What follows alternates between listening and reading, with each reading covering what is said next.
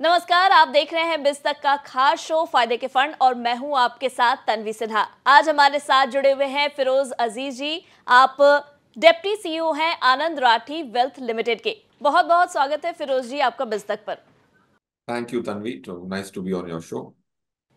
Sir, इससे पहले भी लगातार आप हमारे साथ जुड़ते रहे हैं और फायदे के फंड सीरीज में आपसे हमारे व्यूअर्स को काफ़ी कुछ फ़ायदा भी हुआ है। उनको बहुत सारे पर्सपेक्टिव्स मिले हैं कि म्यूचुअल फंड में कैसे उन्हें निवेश करना है, क्या स्ट्रैटेजी अपनानी है। और इसी कड़ी में आज भी हम आपसे यही समझने की कोशिश करेंगे कि म्यूचुअल फंड में जो इन्वेस्टर्स हैं वो क्या करें इस वोलेटिलिटी के बीच में, और साथ ही जो शुरू करना चाहते हैं उन्हें क्या कुछ करना है। तो सबसे पहले तो सर हम ये बात करेंगे, क्योंकि चुनाव के दौरान बहुत सारी चीज़ें ऐसे एक्सपर्ट्स बता रहे थे कि अभी थोड़ा वक्त इंतजार करें, चुनाव खत्म हो चुका है, लेकिन बीजेपी को लोकसभा चुनाव में पूर्ण बहुमत नहीं मिला। ऐसे में जो इन्वेस्टर्स थे उनका भरोसा कहीं ना कहीं टूटा और बाजार में हमने देखा कि 4 जून को भारी गिरावट देखने को मिली। लेकिन अब ये तो कंफर्म हो चुका है कि एनडीए सरकार बनने वाली है, लेकिन इसके बीच में भी बहुत मार्केट में हम उतार चढ़ाव देख रहे हैं। रिकवरी आ चुकी है 4 जून के बाद से, लेकिन फिर भी अभी जो एक फुल फ्लेजेड मार्केट जिस तरीके से परफॉर्म कर रहा था वैसा नहीं हो पाया है। फर्स्ट रिएक्शन आपका जानना चाहेंगे लोकसभा चुनाव के नतीजों पर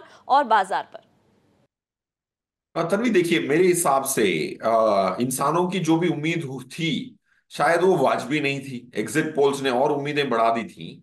बट ऑफ कोर्स 4 जून को मैंने तो यही कहा था कि ये फॉलिंग नाइफ नहीं है। काफी लोग कह रहे थे कि मार्केट गिरेगी।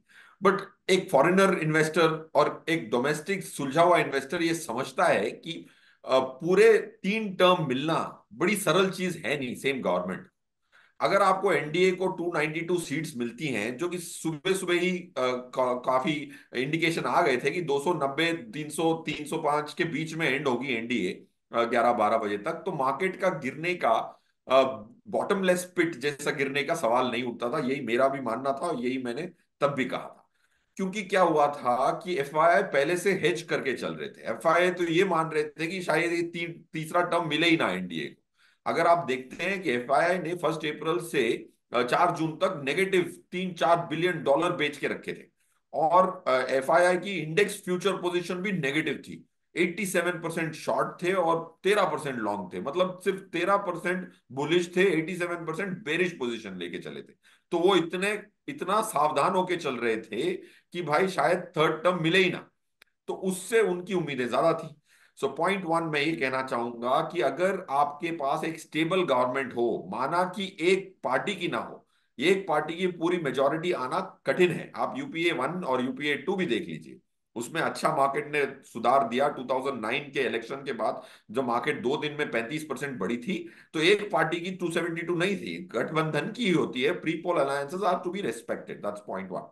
पॉइंट 2, मेरा ये मानना है कि अगर आप एक स्टॉक इन्वेस्टर हैं तो आपकी रणनीति अलग होगी। अगर आप एक म्यूचुअल फंड इन्वेस्टर हैं तो आपको 5 साल का पॉकेट का एक नजरिया लेके ही चलना चाहिए। स्टॉकों के दाम एक दिन में 15-20%, बड़े बड़े स्टॉक उस दिन ऊपर नीचे हुए थे। म्यूचुअल फंड 6-7% गिरा था उस दिन। तो आप अगर म्यूचुअल फंड के निवेशक हैं तो मेरे हिसाब से अगले 5 साल की एक स्टेबल गवर्नमेंट में निफ्टी के 11-12% कंपाउंडेड रिटर्न की संभावना 90-95% है।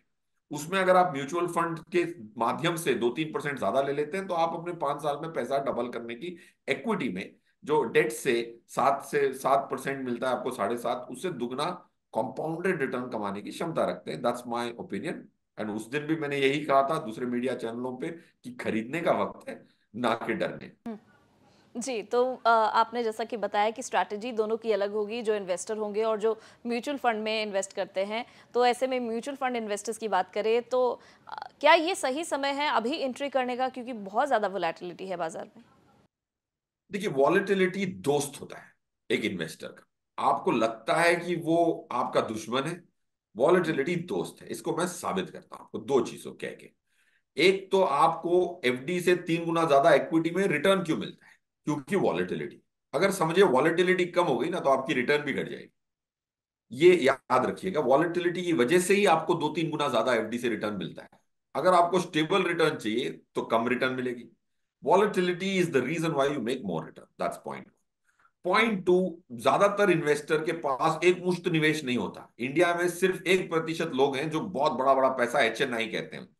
99% लोगों के पास नौकरी पेशा लोग हैं, पैसे धीमे धीमे आते हैं। तो एसआईपी इन्वेस्टर ज्यादा हैं इंडिया में, लमसम इन्वेस्टर कम है। और एसआईपी के माध्यम से इन्वेस्ट करने में जब दाम ऊपर जाता है तो आपको कम यूनिट्स मिलते हैं, दाम जब नीचे होता है तो ज्यादा यूनिट्स मिलते हैं। तो ये वॉलेटिलिटी वजह से आपकी जो एवरेज प्राइस आती है वो कम हो जाती है, उसको कहते हैं रूपी कॉस्ट एवरेजिंग। और 99% तो भारतीय यही हैं जो एसआईपी करते हैं। 20,000 करोड़, 21,000 करोड़ की जो एसआईपी नंबर है वो हमारी इंडिया की जनता है, लोअर स्ट्रेटा है। उसके लिए वॉलेटिलिटी काम आती है, क्योंकि एसआईपी में ऊपर नीचे की तरफ जब प्राइस मूव होता है तो आपकी यूनिट्स बेहतर तरीके से खरीदी जाती हैं। तो that's why I would say volatility is a friend, दिखता दुश्मन है बट वो हम्म। Opportunity in a disguise. जी। साथ ही अब तो एनडीए गवर्नमेंट फॉर्म हो रही है, मंत्रिमंडल विस्तार होना है और बजट भी एक अपकमिंग बड़ा इवेंट है। ऐसे में बाजार में और उतार चढ़ाव देखने को मिलने वाला है। क्या करना चाहिए इस वक्त? देखिए, मार्केट हम्म। लास्ट मैंने 15 साल लिखे थे, हर बार कोई ना कोई तो इवेंट था ही। ऑफ कोर्स, जैसे आप कह रही हैं तन्वी जी, हम्म। बहुत सही कह रही हैं, बजट एक बड़ा इवेंट होता है। राइट, आज आरबीआई की पॉलिसी भी है। तो इवेंटें बहुत होती हैं, थोड़ी सी बड़ी थोड़ी सी छोटी। एक हम्म। निवेशक को अपनी रणनीति निर्णय करनी है कि मैं 5 साल में कैसे निवेश करूं।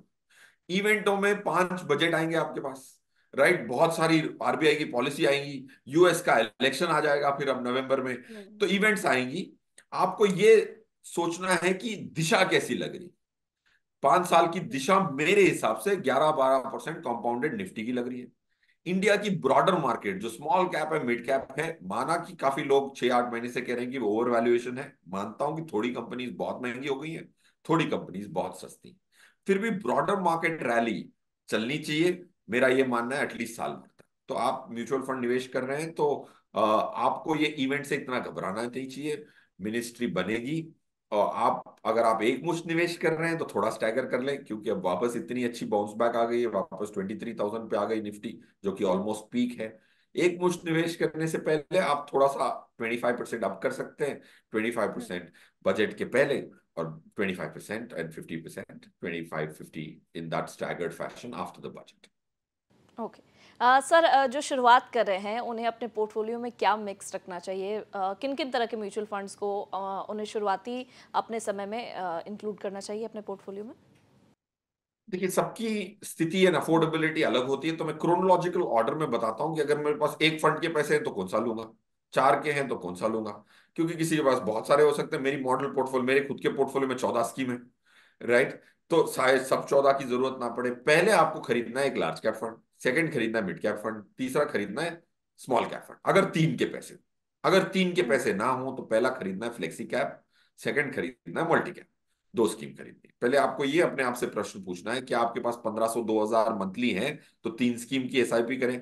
अगर आपके पास सिर्फ 500 रुपए है तो आप एक स्कीम की फ्लेक्सी कैप की करें, 1,000 रुपए है तो मल्टी कैप की करें। ये इंपॉर्टेंट चीज। अब इन पांचों कैटेगरी में एक एक स्कीम बता देता हूं ताकि उसकी एक्शनेबल हो सके।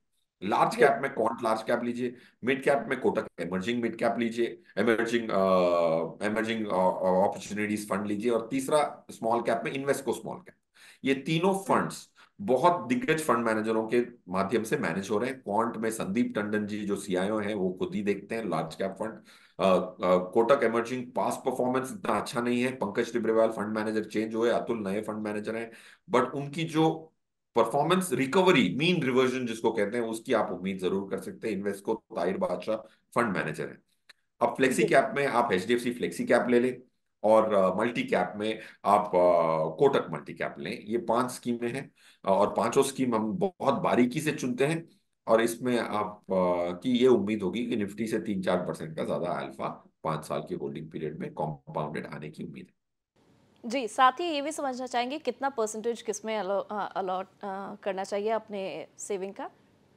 अगर आप, मैं पहले मॉडल हम्म। पोर्टफोलियो जो मैंने अभी रेकमेंड किया उसकी रिकमेंडेशन दूं तो 50 large cap, hmm. Quant large cap, 25-25 Kotak emerging and Invesco small cap. और इधर अगर आपके पास दो ही स्कीम के पैसे हैं तो 50-50 कर दीजिए, multi cap Kotak multi cap and HDFC flexi cap. Hmm. जी सर, लेकिन अभी पिछले कुछ दिनों से हम देख रहे हैं कि सेबी काफ़ी ज़्यादा एक्शन मोड में है और वो मिड और स्मॉल कैप के जितने भी कंपनियां हैं और म्यूचुअल फंड इन्वेस्टमेंट को लेकर बबल फॉर्म होने की एक बात कह रही हैं, तो क्या आपने जैसे पोर्टफोलियो में अभी बताया, तो लेकिन थोड़ा सा संभलना चाहिए, या ये अभी जो बबल फॉर्म हुआ है उसमें से अच्छे स्टॉक्स चुनकर आपने जो रिकमेंड किया है उन कंपनियों ने अपना पोर्टफोलियो तैयार किया है, इसलिए ये सेफ हो सकते हैं हमारे व्यूअर्स के लिए? देखिए, जब लार्ज कैप की बात करते हैं हम तो निफ्टी के 50 स्टॉक होते हैं। राइट, हम्म। स्मॉल कैप की बात करते हैं तो 250 होते हैं। Right, small NSC small Nifty small cap 250 में 250 स्टॉक्स हैं, जैसे नाम ही दर्शाता है। अब जी। 250 कंपनियां पूरों को मैं बबल नहीं कह सकता, पूरों को सस्ता भी नहीं हम्म। कह सकता।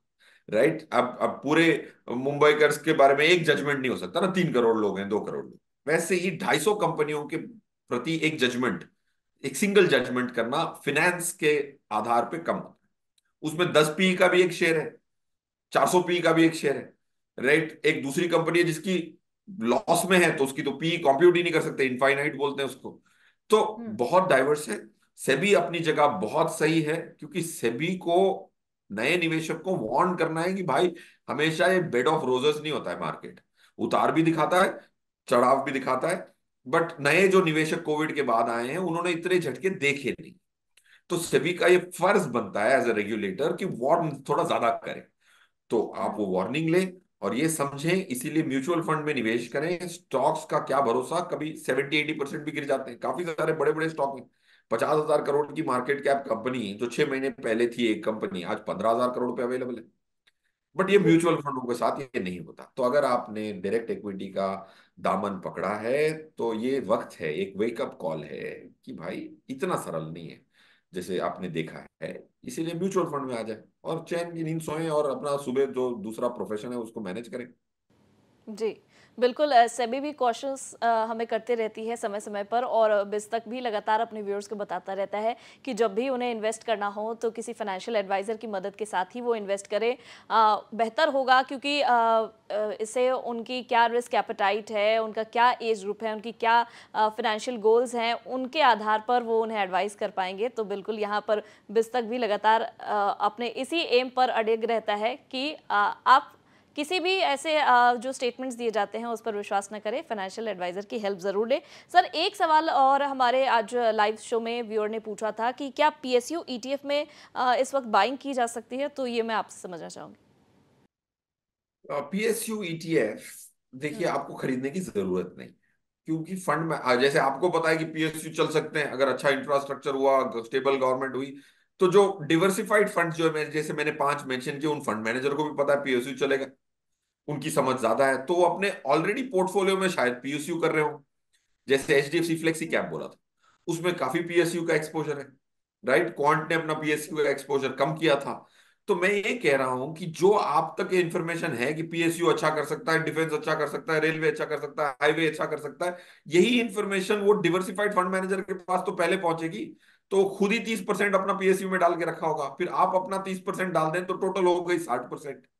ये इसको कहते हैं एक्स्ट्रा रिस्क। यही गलती 2008 में, 2007 में बहुत सारे इन्वेस्टरों ने की थी। मैं समझाता हूं क्या गलती।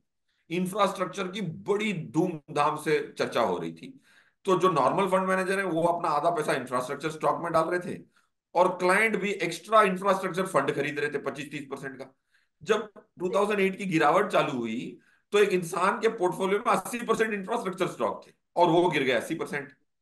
तो बहुत नुकसान हुआ था। तो बहुत नुकसान हो आप गया। ये ये डबल ना करें, क्योंकि फंड मैनेजर खुद ही पीएसयू में डाल रहा है, डिफेंस में डाल रहा है। आप फिर अलग से अगर 30% डाल देंगे तो आपका 80%, 70% पैसा पीएसयू में चला जाए, जो रणनीति अच्छी नहीं होती। जी, इसका मतलब है कि यहाँ पर हम ये कह सकते हैं कि अगर शुरुआती समय में हो और इन्वेस्टमेंट वो कर रहे हैं, तो बेहतर होगा कि थीमेटिक फंड्स में भी वो ना निवेश करें। यस, देखिए अब जैसे मेरे पास अब हमारे मॉडल पोर्टफोलियो में एक थीमेटिक स्कीम हमने इंक्लूड किया, एसबीआई इंफ्रास्ट्रक्चर। राइट, बट वो 13 स्कीम के बाद आया 14वां स्कीम, एसबीआई इंफ्रास्ट्रक्चर। अगर आप इतने मंझे हुए सुलझे हुए इन्वेस्टर हैं कि आपके पूरी कैटेगरी 9 कैटेगरी कंप्लीट कर चुके हैं, 8 कैटेगरी, फिर भी पैसे बचे हुए हैं, तो फिर डेफिनेटली एक जगह है, SBI infrastructure is a good scheme. तो शायद मेरे लिए सही हो, शायद नए निवेशक की 3 ही स्कीम के पैसे उसमें इंफ्रास्ट्रक्चर में कैसे डालूं। जी। सर, अंत में मैं आपसे कुछ ऐसे की स्टेटमेंट्स जानना चाहूंगी कि जिन चीज़ों का ख्याल रखना चाहिए म्यूचुअल फंड इन्वेस्टर्स को और किन चीज़ों से बचना चाहिए। देखिए, एक चीज से जरूर बचना चाहिए, नए नए फंड तो आते रहे, क्योंकि सेबी ने कन्वेंशनल स्कीम पे रोक लगाई है। तो अब हम्म। वो सब एसेट मैनेजमेंट कंपनीज की लार्ज कैप फिल हो गई, मिड कैप फिल हो गई, स्मॉल कैप फिल हो गई, जो कन्वेंशनल स्कीम की, हर एएमसी के पास एक एक स्कीम तो है ही। अब सभी ने कहा आप दो दो स्कीम एक ही कैटेगरी में लॉन्च नहीं कर सकते। तो अब सब एएमसी थीमेटिक स्कीम निकाल रहे हैं, क्योंकि वहां पे कंजम्पशन की अलग थीम निकल सकती है, मैन्युफैक्चरिंग की अलग निकल सकती है। तो एक इन्वेस्टर बड़ा एक्साइट हो जाता है कि नई स्कीम आई है, मैं खरीद लेता हूँ 10 रुपए की एनएवी पे। भाई, आपका फर्ज है कि आप अपने पोर्टफोलियो की गैप फिट करें। एसेट मैनेजमेंट कंपनी का है तो ये फर्ज बनता है कि अपना बिजनेस पूरा करने के लिए जितनी स्कीमें ज्यादा होंगी उनके पास ज्यादा पैसे आएंगे। तो हम्म। आप अपना फर्ज निभाएं, एसेट मैनेजमेंट अपने फर्ज निभा रही है। काफी सारे लोग मैंने देखे हुए हैं नई फंड में मैन्युफैक्चरिंग टीम में खरीद रहे हैं, कंजम्पशन टीम का एनएफओ पहला स्कीम खरीद रहे हैं। ये गलत चीज है, राइट। आपको अपने पोर्टफोलियो को संभालना है, एसेट मैनेजमेंट कंपनी को अपने प्रोडक्ट की बुके को फिल करना है। आप रेस्टोरेंट में जाते हैं तो मेनू में 200 आइटम दिखते हैं, आपने सब जी। तो नहीं खाने। हम्म। जी सर, बहुत बहुत शुक्रिया हमारे शो पर आने के लिए और हमारे व्यूअर्स के मन में जो भी डाउट्स रहते हैं उनको एड्रेस करने के लिए इतना वक्त दिया आपने, उसके लिए आपका बहुत बहुत धन्यवाद। Thank you. उम्मीद है आपको इस वीडियो में दी गई जानकारी पसंद आई होगी। अगर आपके मन में भी कोई सवाल है म्यूचुअल फंड से रिलेटेड तो हमें कमेंट कर जरूर बताएं। वीडियो पसंद आया हो तो इसे लाइक और शेयर करना ना भूलें। साथ ही बिजनेस जगत की खबरों से अपडेटेड रहने के लिए बने रहे हमारे साथ और देखते रहे बिज तक।